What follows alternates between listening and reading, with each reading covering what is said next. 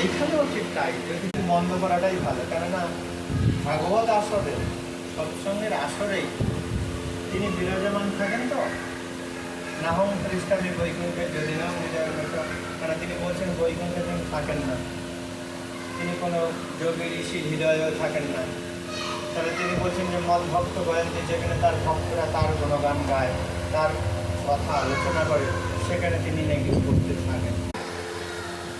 এই পরিবেশ, আমার এই সপ্তাহে পরিবেশ দূরের কথা ভাব, যা আমার সংসার তিনি পূর্ণ দেখানোর বিষয়ে সবসময় বোধ থাকতে হবে যে তিনি আছেন, আশ্রমের থেকে একটু ছেড়ে করতে হবে।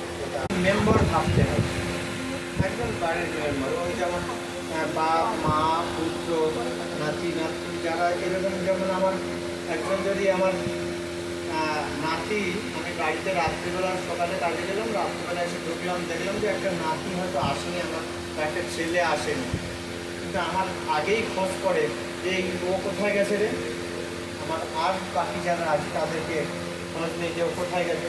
হয়তো কেউ বললো যে সে এখনো বাড়িতে ফেরেনি, তখন তার চিন্তা লেগে যায়, বাড়ির যিনি কর্তা হয় তার চিন্তা হয় যে এখন হয়তো বাড়িতে ফেরেনি। ঠাকুর বলছেন যে আমাকেও ওই রকমভাবে করো, আমি যদি বাড়িতে না ফিরি তাহলে আমার জন্য একটু চিন্তা করো, আমি যদি বাড়িতে না থাকি তাহলে আমার জন্য একটু চিন্তা করো। এই চিন্তাটাই হচ্ছে ভক্তি।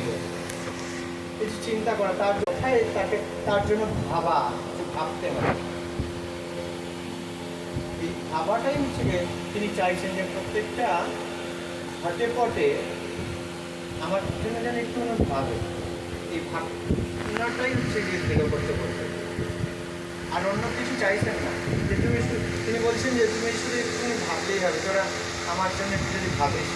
তাই তিনি লিখলেন, তার বইয়েতে লিখলেন, সত্যানুসরণ লিখছেন, তিনি বলছেন যে মা বাপ পুত্র, গুরুকে আমার বলে জানতে হয়, মা বাপ পুত্র ইত্যাদি বাড়ির লোককে যখন মনে পড়ে যেন তার মুখও যেন মনে পড়ে।